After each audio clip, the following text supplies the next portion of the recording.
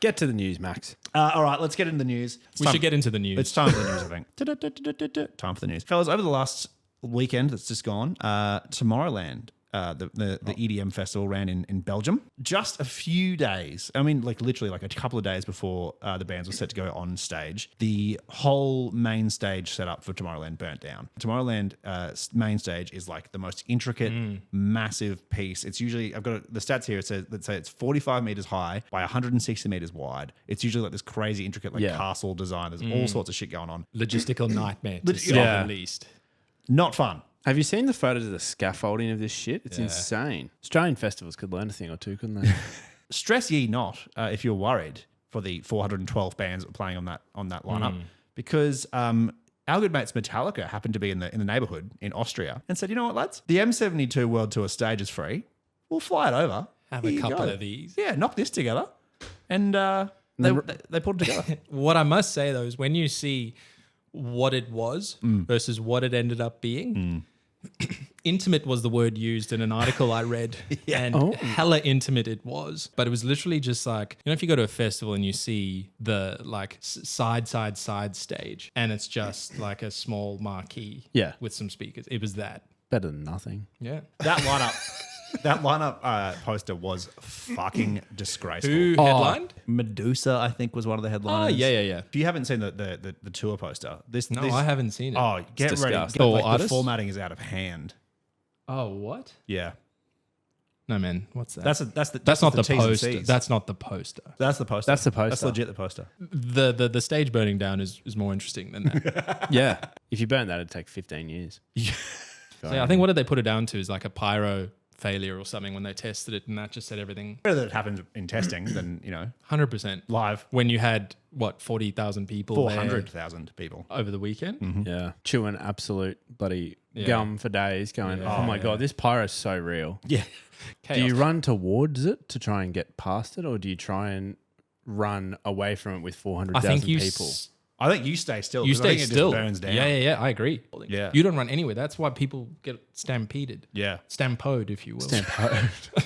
A man who's been getting a lot of coverage on this show, both from us and from a lot of artists recently, Ben Lee, he basically has teed off about the Hottest 100. And he's put forward a suggestion. The current Hottest 100 format of like any band, any song from across the world should basically be given to like a commercial radio station. And Triple J should only do Australian releases on Hottest 100. I feel like Triple J is too far gone now to just boycott international artists, but there needs to be a platform for Australian-only artists. I initially... Switzerland over here.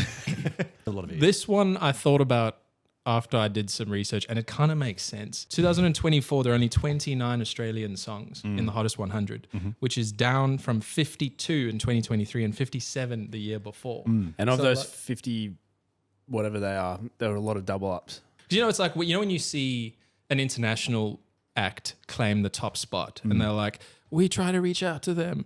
They didn't give a damn. Of course they didn't. And you're like, well, that kind of proves its point. We've talked about this on the show before a few times about how Triple J is having to stretch what it does to cover a lot of things that like commercial media in Australia should be doing or has done previously. So not only does Triple J have to find and break emerging Australian artists, provide access for people in, like Triple J has to basically be accessible to all people across the country and provide youth radio services to people who don't have commercial radio stations. So that's access to big international artists as well. But then the third thing, which they used to be able to hand off to other people, was that they if there's an established Australian act that's big enough to be commercially viable, that they could pass that on to the commercial radio stations and television stations to kind of keep that act alive. But when was the last time you heard a Flume, a DMAs, a Tame Impala on Nova? Not really often, if ever, because those acts aren't graduating out of Triple J. Like commercial aren't picking them up and taking them. Yeah. Triple J have to keep them on the list as well. That's interesting. I never really thought that was sort of the point of Triple J's, sort of agenda to pass the baton on to. They're meant to. Commercial. Yeah. It used to be that Triple J would break them and then the commercial radio would make them. You know what I mean? Triple J sorts the wheat from the chaff and then passes them on. I can't imagine commercial radio being overly friendly to Australian acts. Previously it was though. Regurgitator and Powderfinger and all those bands that like Silverchair that came from Triple J that then made it big and were passed into the commercial. But that just doesn't happen that often anymore. There's a couple, but it's like, Vance Joy, G-Flip. They're here and there, but there's not that many. I think I've got a solution. I think Triple J should split the current Hottest 100 into 2 different camps. Unearthed should have its own Hottest 100, which is for Australian non-major label acts. So that's basically anything that comes up through the Triple J framework or indies or you know, like just acts that aren't signed to a major label, Australian only. The current format stays the same. And if there's a band that would have been big enough in the Unearthed countdown to make it into the main countdown, they get brought across. I think that's a good idea. I wonder what buy-in you would get on an Unearthed Hottest 100 countdown. Not nearly as much. It should be fellow artists basically listening to be like, is my band, is my song going to be played kind of thing. And I mean, that's a good point. So maybe if you crack the top 20 or whatever, you, as you say, you graduate to some Triple J play or whatever the case is. Relegation. There's some kind. It's a league at this point. It's a streaming league. Now we're talking. That's what I'm talking about.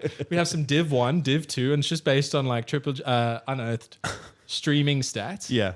Then you get bumped up, and that determines if you get You go to the Prems. J-play. Can you get relegated? 100% you can get Oh relegated. yeah, there's a few bands like I'm thinking like a Safia, like a band that was big for like 2015 that just got relegated back down. That seems unfair because that was a good act. Don't get me wrong. I'm Very, not saying very they're good bad. act. I'm just saying That big. seemed stabby, dude. Well, I just mean they're not big. When was the last time you heard a Safia track? 15 years ago. Exactly. I always didn't got even- confused with Wafia.